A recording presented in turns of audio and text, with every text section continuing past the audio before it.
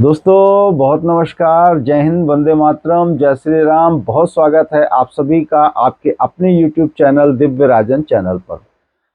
दोस्तों अभी कल भोपाल में रैली संपन्न हुई हमारे आदरणीय प्रधानमंत्री मोदी साहब की। उसमें उन्होंने यूसीसी को लेकर एक सिर्फ महज एक बात की है और उसके लिए मैं देख रहा हूँ, चाहे वो मेन स्ट्रीम मीडिया हो या सोशल मीडिया हो, सब जगह एक जंग जैसी छिड़ गई है। वाक युद्ध शुरू हो गया है। लोग अपने अपने तरीके से उसको जस्टिफाई करना, उसमें मीन मेख निकालना शुरू हो गया है। और सबके कोर में किसको रख रहे हैं, बीच में किसको रख रहे हैं? मुस्लिम समाज को। अरे साहब, ये सिर्फ मुस्लिम समाज के लिए थोड़ी ना है, ये पूरे, चाहे वो हिंदू हो, मुस्लिम हो, सिख हो, ईसाई हो या किसी भी धर्म से आता हो, ये सब पर लागू होगा। अगर लागू होता है तो महज एक कौम को आप टारगेट करके कि आपके लिए लाया जा रहा है। एक स्वयंभू मुस्लिम नेता ओवैसी तो बोल गया कि ये तो हिंदू सिविल कोड हो जाएगा, देश में सभी को हिंदू सिविल कोड से चलना पड़ेगा। जबकि वे भी जानते हैं कि वे कुछ नहीं कर रहे हैं। खुद तो बैरिस्टर होकर आ गए लंदन से। अब वे नहीं चाहते कि जो बाकी का तबका है मुस्लिम समाज का, वे मेन स्ट्रीम एजुकेशन पाए और मेन स्ट्रीम एजुकेशन पाकर डॉक्टर, इंजीनियर और भी बड़े पदों पर जाए। हालांकि आज देखिए मुस्लिम समाज में भी जागरूकता आ रही है, मगर निचले स्तर पर अगर आप देखेंगे तो अभी भी वे मेन स्ट्रीम एजुकेशन से दूर हैं। और दूर होने का सबसे बड़ा कारण क्या है कि जो उनके, अभी मैंने कुछ एक वर्ड्स जाने हैं कि पसमानदा, अशरफ। तो जो अशरफ समाज होता है, जो कि अपने आप को तो मेन स्ट्रीम एजुकेशन और वो सबसे अपने आप को इक्विप्ड कर लेता है, बड़े बड़े पदों पर होता है, मगर वह कभी नहीं चाहता कि ये जो पसमानदा होते हैं, ये जो निचले तबके के मुस्लिम्स होते हैं, वे कभी उभर कर आगे आए।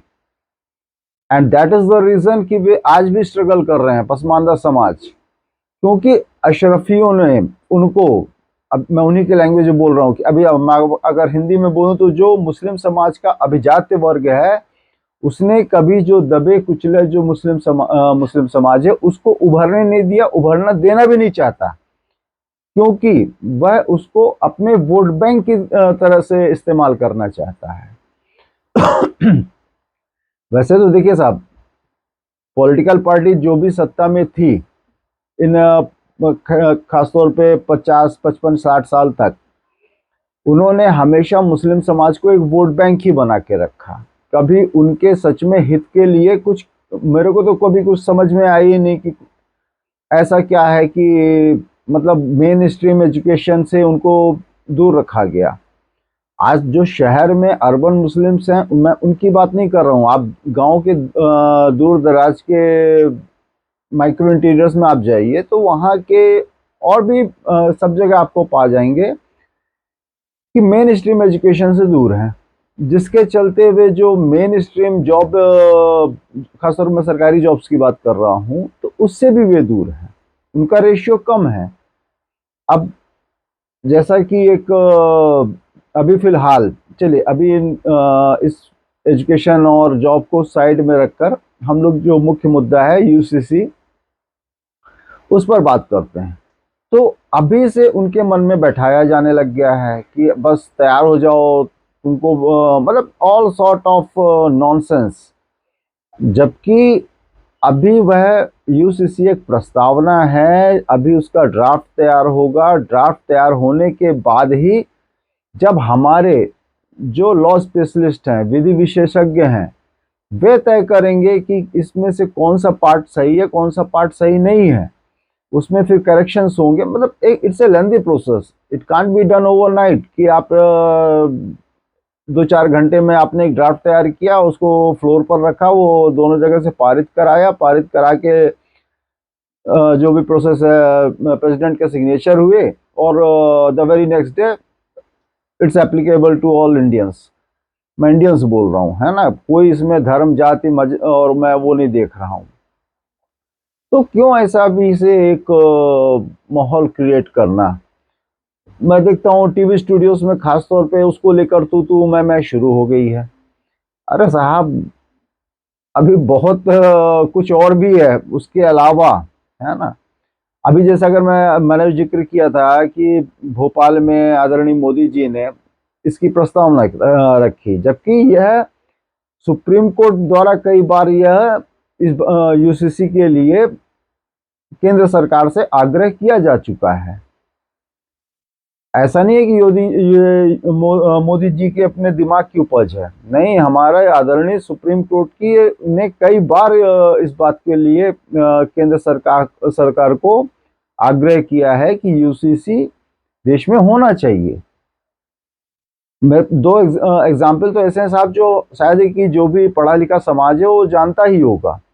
एक हुआ था शाहबानो प्रकरण 1986 में, और उसके बाद 1995 में सरला मुदगल प्रकरण। उसके बाद तो यह बात और प्रमुखता से सामने उभर के आई थी कि हाँ, इस देश में यूनिफॉर्म सिविल कोड होना चाहिए। तो ये किसी एक पॉलिटिकल पार्टी या किसी एक पॉलिटिकल पर्सन की दिमाग की उपज नहीं है, यह हमारे आदरणीय सुप्रीम कोर्ट की ओर से किया गया आग्रह है कार्यपालिका से। आप इसको इस नजर से देखें। चलिए, जब जब समझेंगे तब समझेंगे। थोड़ा सा एक मूड हल्का करते हैं। इस समय हमारे कांग्रेस के युवराज, हाँ जी युवराज हैं वे, है ना, कोई इसको डिनाई नहीं कर सकता, कांग्रेस के तो हैं ही। अभी उनकी फोटो देखी मैंने, वो मोटरसाइकिल रिपेयर कर रहे थे कहीं किसी मैकेनिक के साथ बैठकर, करोल बाग दिल्ली में। बहुत अच्छा लगा साहब, सच में दिल खुश हो गया। फिर उनका बहुत सारी चीजें, फिर मेरे को फ्लैशबैक में चला गया मैं, कि कैसे अभी कुछ दिन पहले ही वो अमेरिका में किसी ट्रक ड्राइवर के साथ सफर कर रहे थे। अपनी उस अमेरिका दौरे से पहले वे भारत में ही कहीं पर किसी हिस्से में ट्रक ड्राइवर के साथ सफर कर रहे थे। और इस दौरान साहब गडकरी साहब ने, जो कि इस साइलेंट किलर, अभी वो अपना काम इतना बहुत बढ़िया, मैं किसी दिन वीडियो बनाऊंगा गडकरी साहब पर, तो एक डिटेल उस पर बात करेंगे। वो चुपचाप अपना काम कर रहे हैं। तो उन्होंने घोषणा की कि 2024 और 2025 से सभी ट्रक ड्राइवर्स के लिए जो उनका केबिन होता है, it will be air conditioned. साहब कांग्रेस की तो जैसे बाँछें खिल गई। ओ देखो, राहुल गांधी जी का डर, राहुल गांधी जी की तपस्या, वैसे भी तपस्वी तो बताते ही हैं कि उनके डर से केंद्र सरकार ने air condition cabin truck drivers के लिए मंजूर कर दिया है, मैंडेटरी कर दिया है। अच्छा लगा।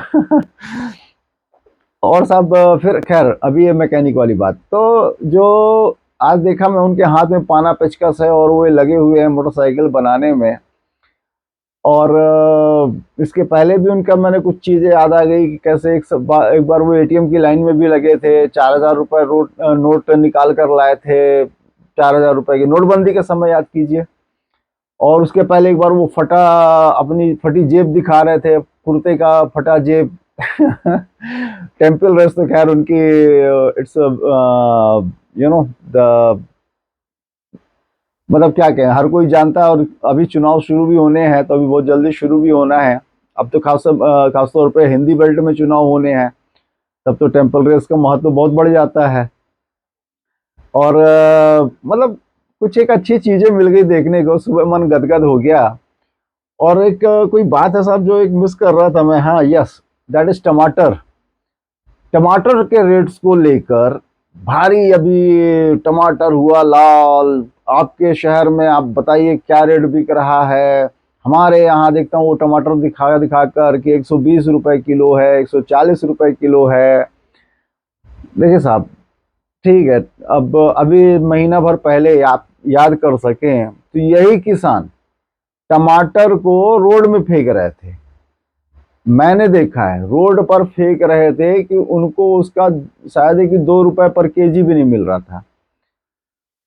2 रुपए पर केजी भी नहीं मिल रहा था, तो वो उन्होंने सड़क पर कुचल दिया, कुचलवा दिया, अब जो भी किया, है ना। अभी अब अगर उन्होंने कहीं पे स्टोरेज में रखा होता तो आज फायदा तो उन्हीं को होना था। मोदी जी का फिर वो 3 बिल वे याद आ जाते हैं।